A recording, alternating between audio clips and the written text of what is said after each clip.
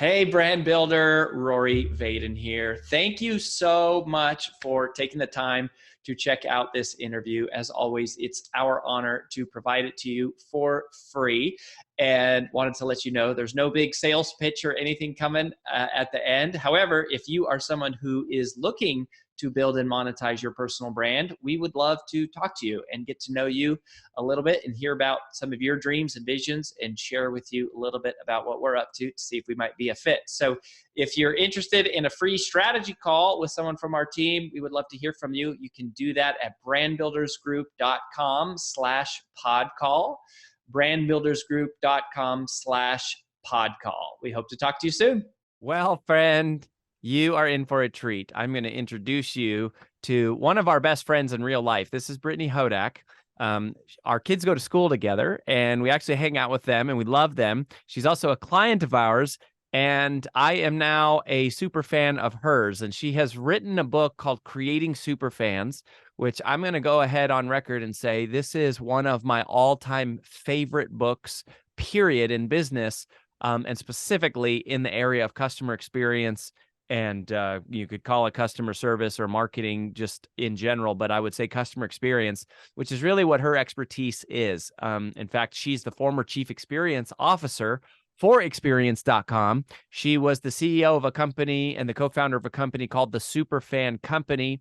She's worked with some of the biggest brands in the world: Walmart, Disney, Katy Perry, Dolly Parton. The other night I was flipping through TV. I was watching like mainstream national television, and there's some show about Britney Spears, and all of a sudden Brittany Hodak pops on the screen, and I'm like, wait, wait, that's Britney. What are you doing? Like, why is Britney in my TV? So buddy, it's so great to have you. I cannot wait for you to share your expertise with our audience. Welcome. Thank you so much, my friend. It is always great to be here with you. And thank you for the very kind words about the book. It means a lot. And I've said it before, I'll say it again and again. I could not have written this book without the support of you and AJ and the entire team at Brand Builders Group. So I'm glad I did you proud. Yeah, you totally, you did me proud. And then like one level above, I endorsed the book without reading the whole thing. And then after it came out, I have read this book cover to cover, which, I cannot say that about every single guest. I try to like be familiar, but like I have read it cover to cover. I absolutely love this so much that I'm recommending you to our clients and like our keynote clients. So let's talk about superfans. As personal brands, obviously we understand we got to have superfans. We got to have people loving us, sharing our content, buying our books, telling their friends. So I guess give me the definition of a super fan in your world, and then we'll talk about how to create them. Yeah, so I define a super fan as either a customer or stakeholder who has such a great experience with you that they become an enthusiastic advocate. So they not only want to work with you again, but they tell their friends about you, exactly like you just said. They make those introductions and those referrals. Essentially, a super fan is a customer who creates even more customers. Yeah, I mean that is the, one of our BBG mantras is the most powerful form of marketing in the world is a changed life. And it's like no ad, no web page, no copy, like nothing does the job that like a customer going, you freaking rock. And all of my friends, tell other friends. Enthusiastic advocate is super duper clear. So let's just jump into the super fan. I know you have a great methodology, you have a great framework. I think it's totally applicable to what we do. Well, actually, so before we do that, talk about the layer. Talk about the levels. Talk about the layers of I forget what you call them, but like the spectrum sort of like where customers are at.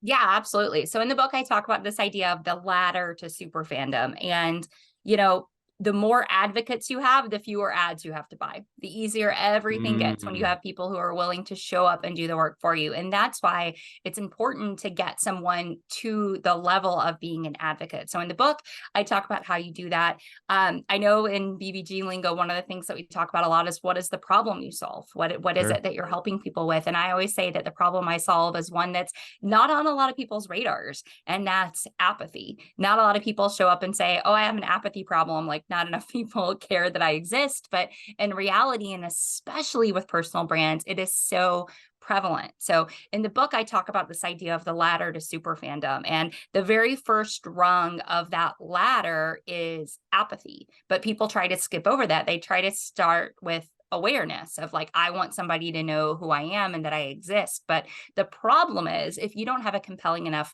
story, if you're not able to connect what you do, what your purpose is with the need that they have, then they're never going to care. It's going to be like the, you know, the analogy I use in the book is that carnival ladder, where it's easy to get somebody on the first step and maybe even the second step, but then they just fall over because apathy is everywhere all around you. There's never been more competition for our attention. There's never been more competition for somebody to care about the thing that you do. So throughout the book, I talk about this idea of transforming from a commodity provider to a category of one, going from a transactional relationship and mindset to an experiential one, where it's about more than just your products or your services, and even more than your relationships. It's all about that experience. So the idea of the ladder to super fandom, and you know, we don't have to go through all the rungs, is how you take someone through each level of, okay, I know how I'm going to overpower that apathy. Now somebody is aware of my brand. How do I get them to take an action?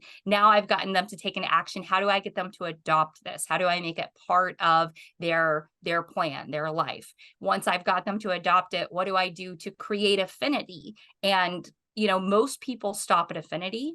I talk in my book about the idea of the difference between fans and followers, or the difference between fans and super fans. And most people are like, oh, I'm in someone's consideration set. Now they've tried me a few times. Now they like me. They're coming back. And that's where they stop.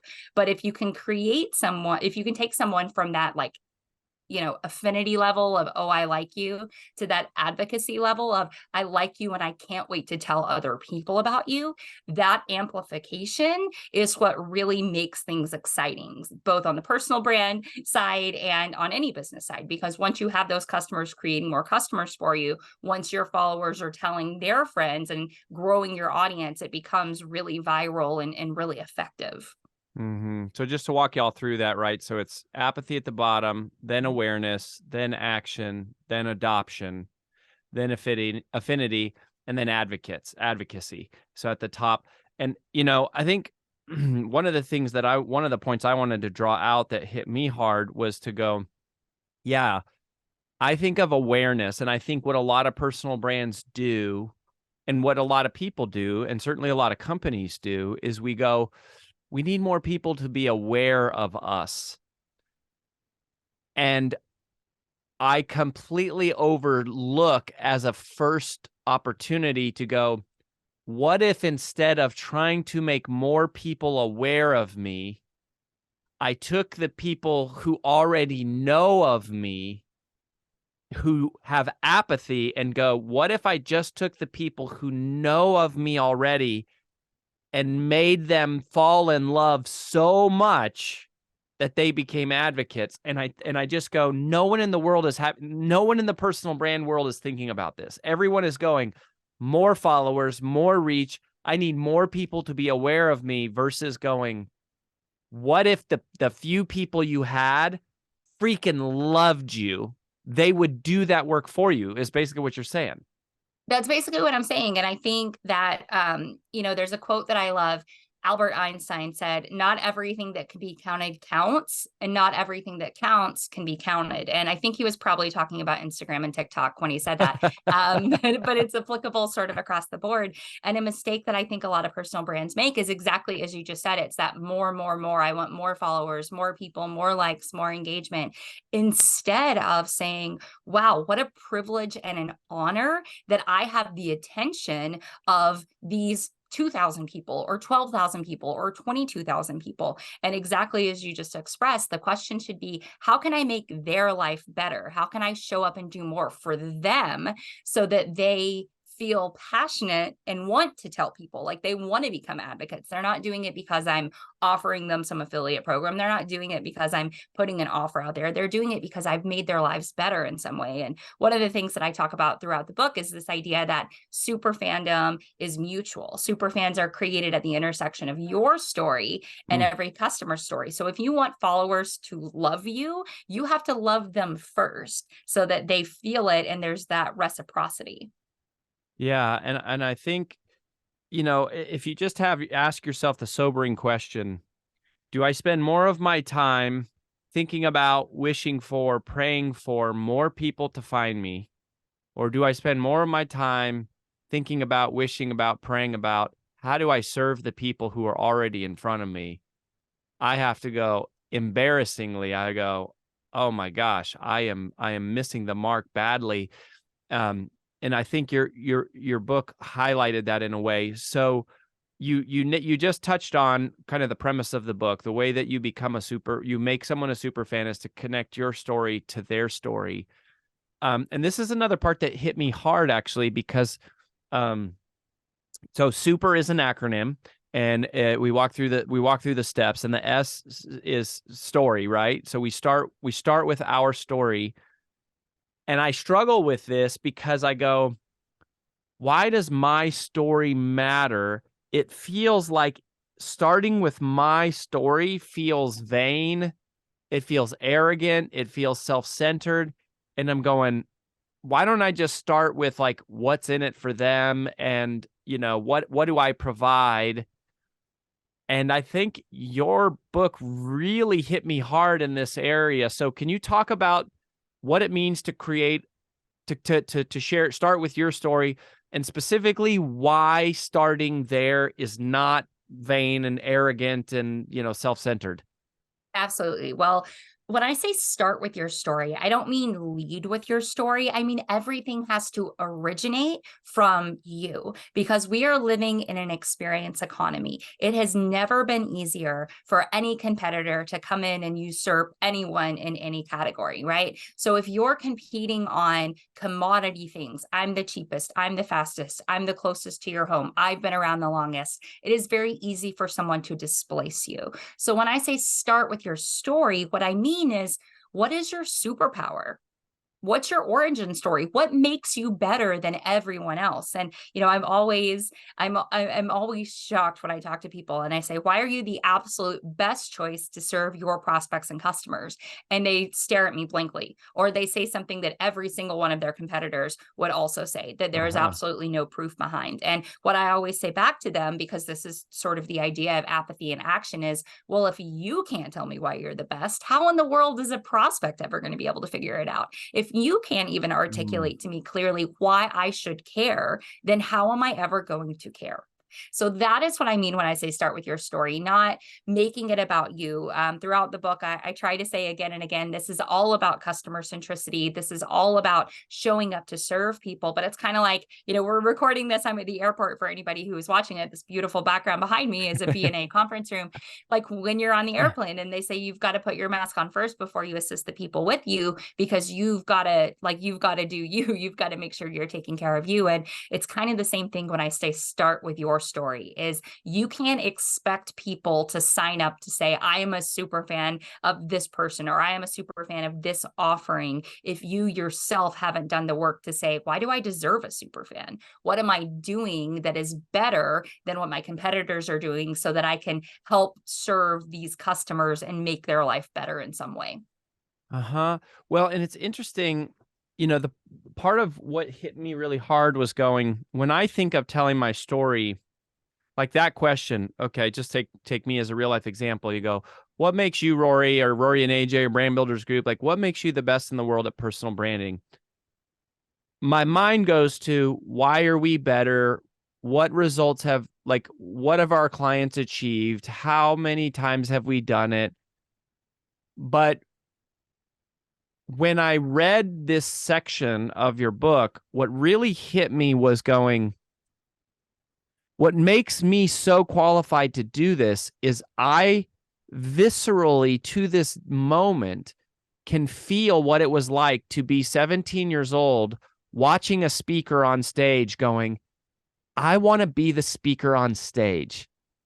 I remember walking through the airport, seeing the book on the bookshelf going, I want my book on the bookshelf. I want a New York Times bestselling logo on my book. And it's like, what actually gives me the credibility is not just that we've done that we've helped other people do it. It's that I wanted it so badly and I felt so far away and I felt like it was impossible. And it's like, it's the story. And I never tell that story. I talk about, my credentials and our experience, like the clients we've worked with, which I don't think is bad, but I go, I think I'm underutilizing the human part of my story a bit to go, that's what really they care about. Because other people would say that too. Well, I've got 100 clients and I've helped clients do this and that and blah, blah, blah, blah, blah. But there's this emotional human bond that happens from the origin story. And I'm going, I don't even have the origin story on my website. We don't even have the origin story on Brand Builders Group. And I would never even think to put it there because I would think of that as like not useful to the customer until you told me it was. Well, and it is so useful. And that's, we were connected through a mutual friend, John Rulin. Yeah. And John Rulin didn't say to me, oh, meet this friend of mine who's like helped a bunch of other people like you. He said, you've got to meet my friends, Rory and AJ. And he told me about who you are as people and what your origin story is and why he thinks you're the best in the world. And I know this is something that a lot of business owners struggle with as they're scaling because they think, well, if I tell my story, then clients are only going to want to work with me. They're not going to want to work with anybody else. Sure. But, and there is like a murky middle where sometimes that is true. Everybody feels those growing pains of, I had the people who are used to me and now I've got to tell them that they're not going to get as much as my time because the business is growing and changing. And that's something that I think every entrepreneur has been through. However, I would argue that telling your origin story makes it that much more important because now people are going to understand, okay, this is the person helming this company. This is the person who is not just making the decision of everyone they hire, but training them, making sure there's an alignment. And then they're going to be curious about every single employee's origin story and what attracted them to come work for you, who you are as a leader, how that plays out into everything that you're doing. So I think that most people underutilize, misuse or underuse their own personal origin stories because of everything you said a few minutes ago. It can feel arrogant. It can feel self-serving. It can feel very, you-centric. But in reality, we learn best when we hear stories. Our brains are hardwired to react to stories much more so than facts. I mean, there's every single research study that's ever looked at it has said, yes, people believe stories more than facts and figures, and we trust them more. We remember them better. And that's why they're so effective. And when we show up and we talk about the results or we talk about, the past work or the past clients, people don't feel that emotionally. Like very few people ever got teary-eyed or thought, me too, over a spreadsheet or like a list of stats and figures. But when you can tell a story, people are like, I felt that. I felt that in my gut when I was walking through the airport and wanted that. Or I felt that in my gut when I was a kid and I said, wow, this is my calling. So it's so important. And in my book, I talk about some of the tools that people can use, some of the exercises to really step outside of yourself and look at your story through the eyes of your customer to say, what should I be talking about? How am I able to craft this narrative of who I am and where I've been in a way that makes it very clear to my target customers that I can help them because I used to be right where they are now. I used to be sitting right where they were sitting. And yeah, and that's the thing. It's not just telling your story. It's telling your story in a way that it is useful for the customer because they put themselves in the story and they go, oh my gosh, you've been through what I'm going through. And I think that's the game changer because it's relatability and it's credibility and it's all about that, which kind of leads to the U, I guess, in the super framework. So to walk us through what U is all about.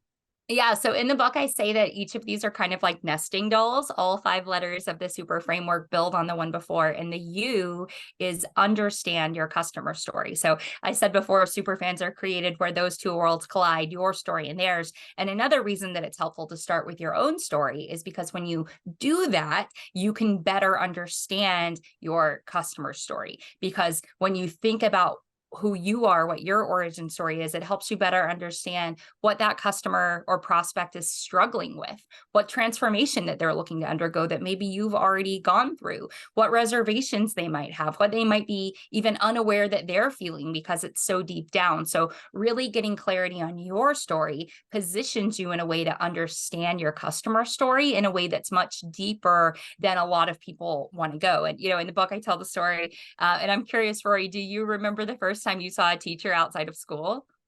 Oh yeah, I mean yes, I do. I vividly remember that. Yeah, did it just freak you out? Like, what was your experience? Well, for this particular was one of my favorite teachers, and I saw her at Buca de Beppo, like downtown, like 40 minutes away from where I went to high school. And it just freaked me out. Like it was like, oh, this is a completely different person, and never had dawned on me that like this person had a completely separate life with like friends and out anything outside of like the classroom. Yeah, well, and it's so funny. I remember I was in first grade the first time I saw a teacher, Miss Beatty, at the grocery store, and I was like, oh my gosh, like they let her leave school. And it was that same thing, that realization of like, oh, this is an actual person that has all of those things. And when I talk about understanding your customer story, one of the sort of jokes I tell in the book is a lot of people never go deeper than we all went when we were kids. You looked at Mm. a teacher and saw someone who was there to like, teach you math or science for, a couple hours a day or whatever it is. But if you look at your customers and say, this is a fully developed person with like a very full life, who has goals, who has dreams, who has a history, who has people who love them, not only does that give you more empathy in the way that you think about and get to know your customer, but it also gives you more understanding about how your authority can matter to them, can help them. So the reason that I make the second step in this framework, getting to really truly understand your customer, is because a lot of people don't ever do that work, or they do it like just on the surface. So in the book, I talk about, really getting clear on the types of questions that matter, the types of information that are going to help you think more critically and teach your team to serve even deeper when it comes to showing up for your customers and your future customers, or your followers and your future followers. Yeah. Another great marketing strategy, I said that before about it's to transform life. Another great marketing strategy is to care, is to like care about your customers. And the more you like spend time thinking about them and acknowledging, I think, who they are in real life and understanding it. And yeah, it's ironic that when you start with your story, it forces you to kind of ask that question, because you go, how does this story apply to them?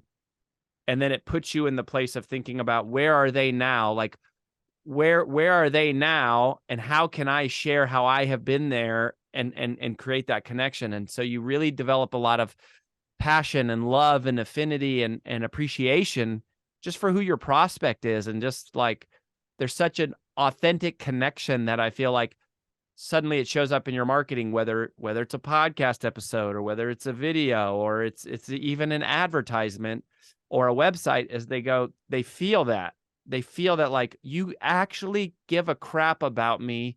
You actually know something about what it's like to be me. And I think that's super powerful. So what about the P? Okay, so S, so start with your story, understand the customer story.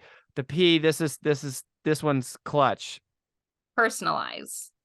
So P is personalize. And, again, there's all kinds of stats and figures. And a McKinsey study just came out a couple weeks ago that said 71% of customers now expect personalization from everyone they give money to. So they don't want to be treated like just another customer, just another number, just another order. So in the book, I talk about the need to balance the high tech with the high touch. So what can you automate? What can you systematize? What can you get set up to help drive personal interactions at scale, while also, and this is the key part, freeing up more of your team's time or your own time to find opportunities to do those high touch things that can't be automated, because it's all about the human attention, the human interaction, being in tune to someone's need to show up for them in a way that's going to exceed their expectations.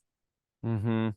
Yeah. One of the things about this, you have a great, I'm pretty sure this is one of like your pillar points or a pullout quote that's in there, which is like, if you're giving somebody something with your logo on it, that is an ad, not a gift. And like, that is so true. And there are it's people like, who like are ready to fight me over that. Yes, that is a very polarizing opinion, but I'm like, you would never, like, Rory, we're friends, I would never buy you a gift and write my name on the bottom of it to be like, just want to make sure when you're using this cooler out by your pool, you don't forget it's for me. Like, we would never do that in real life. And yet in business, people are like, how many logos can I slap on this? What can I do? Which is fine. Like, I'm not anti-swag. I just believe that it has a place, and that place is as an ad, not a gift. right. And it's not, it doesn't make anyone feel special when, I mean, the way, another extreme example of it, I was like, imagine if I sent you a picture of me, like, like happy birthday, not a picture of us, not a picture of you. If I just was like, happy birthday, Brittany, here's a picture of me. Like, that would be so weird, but that's what we do all the time with like, here's my business, here's my logo. It's like, it's not a gift. It should be the opposite, right? If anything, I should be sending you a gift which has your logo on it, or it's a picture of you, or it's like, if I sent you a picture of you and your kids, now all of a sudden it's personalized. It's still as simple. It's not as easy to pull off, especially when you say personal interactions at scale. That I think is the aspiration, because personal interactions sort of like by definition kind of feel like they work against doing them at scale. And one of the points I loved what you made, because we're huge on automation and multiplying time and like all that sort of stuff, is that the purpose of automation is not to dehumanize the business. It's to basically take care of all the mundane, to create more margin so that your people can do more personalization. Is that basically how you are saying it? Yeah, I 100% agree with that. And it's looking for ways, like, as you said, let's see somebody's listening to this and you work in real estate.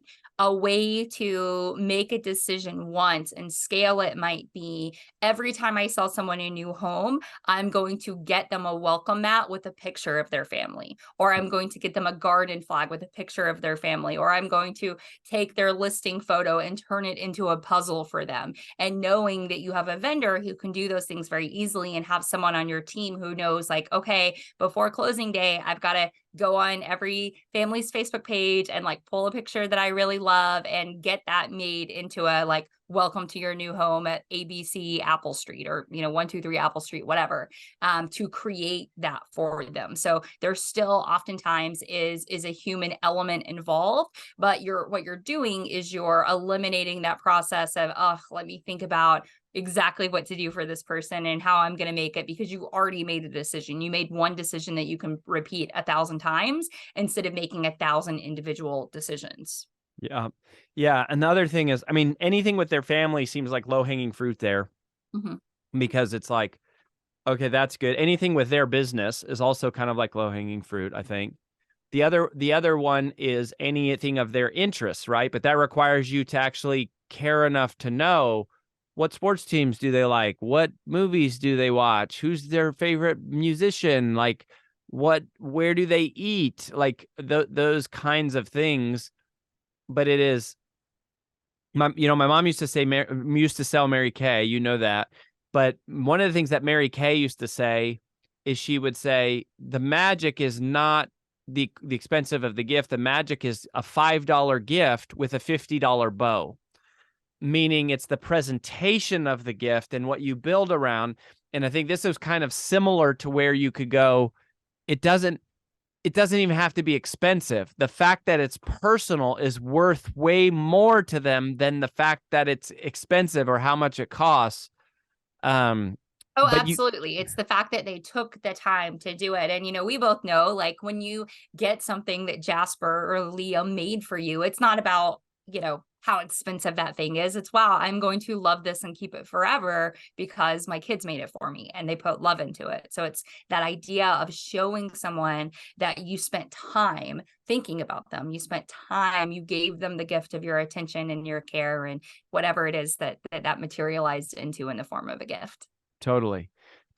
So, I know you've got many phases in this, and again, y'all. So the book's called "Creating Superfans." Brittany Hodak, of course, is who we're talking to here. The E is another one that is simple, not easy, but another like game-changing thing that you go, man, if you adopt this into your culture, it works. Like this actually works. So walk us through the E. Yeah, all of these are simple, not easy. And that's why I wanted to put them in a framework that would be easy to remember. The idea of, being super, it sounds like something you could almost easily dismiss. But if you do these things consistently, they absolutely will lead to huge growth. You will have more earned revenue. You will have more earned customers. You will have people who are coming back more quickly and spending more money with you. The E stands for exceed expectations. And this is probably my favorite pillar in the book, just because I'm so passionate about something that I call intentional experience design, which is really looking at every single touch point through the eyes of your customers and saying, is this making their experience better, worse, or not having an impact on it? And many of our experiences as customers are what I call net neutrals. They're like nothing burgers. We forget about them as soon as we encounter them. And then occasionally there are those net negatives that are annoying or, cause us to grumble a little bit. And then very, very rarely there are those positive things. What I encourage people to do is to, using the system that I lay out in the book, to look at every interaction and teach everyone on your team that they are the chief experience officer. They are the ones who can turn those neutral interactions into positive ones by using intentionality, by using that customer centricity to say, how can I elevate this otherwise like forgettable moment into something that's going to be meaningful? How can I show someone that we care more by going a little bit above and beyond? And if you can do that, not only are you like quite literally making the world a better place because you're improving people's days, their minutes, their interactions, but you're also giving people those things that our friend Jay Bear calls talk triggers. You're giving somebody something that they want to tell somebody about, whether that's online or in line at the grocery store. You're not going to believe what this person on the phone just did, or you're not going to believe how, this person did this thing that just helped me. And it's almost always the little things. Like, this doesn't have to be big grand gestures. It's, a week ago, I had a bunch of balloons at Publix because it was my husband's birthday party. And the person who was working the door said, here, let me help you out to your car with those. And I said, no, it's okay. And he said, no, I know a trick. I've loaded balloons a lot. I'm gonna help you make sure that you get these in. And the trick, by the way, was to put a piece of paper on top of the balloon, and then that there's like less static and they go in. But so those little things that you can do to exceed someone's expectation in the moment, and training everyone on your team to look for those opportunities to exceed their expectations. So I love that. I love that. And it's like, I think when you go, okay, what are those things? Generally speaking, you're talking about, they're just little things you can do.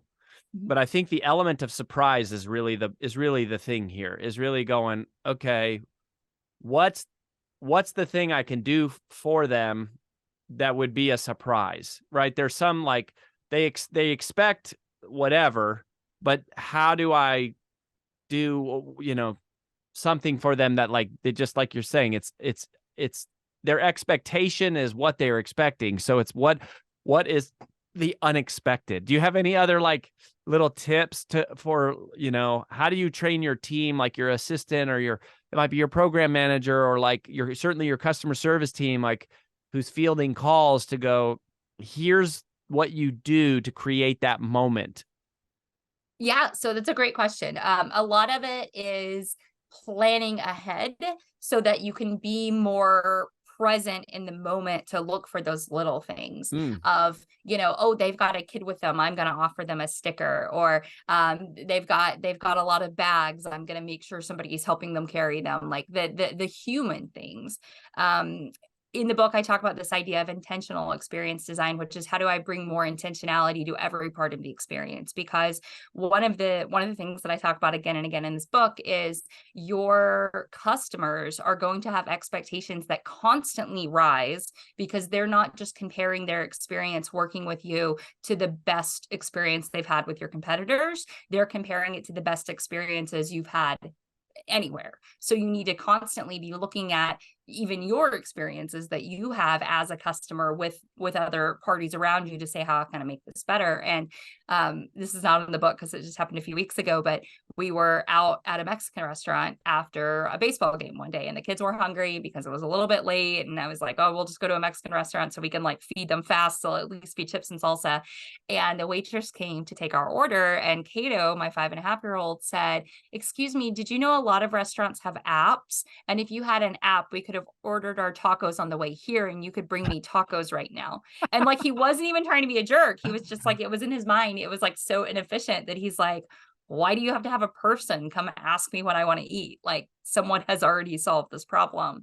So knowing that your your customers' expectations are always going to be getting higher. So looking in that moment, it's about how can I serve them quicker? How can I serve them in a way that goes above and beyond their expectations? Like, I know I always, when I check into a hotel, I notice when somebody goes above and beyond. Obviously, there's a couple brands who give you cookies, but if you go to a Margaritaville resort, they offer you a rum punch. A lot of times when you check into a Marriott resort, they have like a wheel that you can spin if you're a part of the Bonvoy Club to like earn bonus points. So just those little touch points above and beyond of, am I offering someone a water? Am I offering someone a piece of candy? Am I showing them that I'm happy to have them here? And I don't think of them as just another customer. I think of them as a person whose life I can improve because we're, connected in this moment. Yeah. And I think you nailed it with it's going, how do I stay? You have to be, the real magic is being present in the moment, to be going, what can I do to make this moment better, like magical for them, versus scrambling to just meet their expectations, or because your brain is off somewhere else because something else fell apart. So like a lot of it is caught up in the planning. So Brittany, I know we have the R, which we can wrap up quickly, but before we do that, where do you want people to go if they want to connect with you and learn more what you're about and get the book, etc.? Well, my website is brittanyhodak.com, and I hope everyone checks out the book. It's available everywhere books are sold, including on Amazon as a hardcover and an audiobook and an ebook. But if you go to brittanyhodak.com, excuse me, my own name is hard for me to say, apparently. If you go to brittanyhodak.com/gift, you can download the first 4 chapters of the book totally free, because I want everyone to get the framework that they can use to start creating superfans in their own personal brand and business right now. So brittanyhodak.com/gift. Cool. Very, very cool. Well, send us out here. What about the R? Yeah, tell us about the R. Yes. We don't want to leave everybody hanging too much, but so you got start with so super, the acronym, start with your story, understand your customer story, personalize, exceed expectations, and repeat. That's it. I don't wish customer experience was set it and forget it. I know a lot of people do. I actually love the idea of constantly looking for ways to exceed expectations. But in the 5th pillar, I talk all about the systems and processes that you can use. Another great quote. This one's from Elizabeth Arden. Sorry, I know you're very Mary Kay loyal, but this is a good quote regardless of your preference for makeup brands. Elizabeth Arden said, repetition makes reputation, and reputation makes customers. So it's about showing up and doing this again and again, transaction after transaction, interaction after interaction, because you become what you do. Yeah. Yeah. Which, the other surprising bonus of this is you go, oh, it's not even 5 steps. It's 4 steps. and then I just do them over and over again. It is. It's 20% easier than I promised. So hopefully I exceed your expectations with 4 things to remember instead of 5. Well, and frankly, like if you get the story part right and you really understand who your customer is, and then you repeat, a lot of this is about personalizing and exceeding expectations. And you go, all right, those are like 2 things that I got to do is like, just go, how do I set everything up to be in this moment, serving on people, loving on them at a level that's higher than what they're used to seeing. And what a great way to be an awesome person and, create super fans and drive and make more income in the process. So, Brittany, you're the best. Thank you so much for this, friend. Everybody go get the book, Creating Superfans. I'm a huge believer. I'm a huge fan. We make our whole company read it, adopting it as part of our culture. It's a big part of what we see as the next level for us at Brand Builders Group. And anyways, friend, keep kicking butt out there. We're cheering for you. Thanks, buddy. I appreciate it. I'll talk to you soon.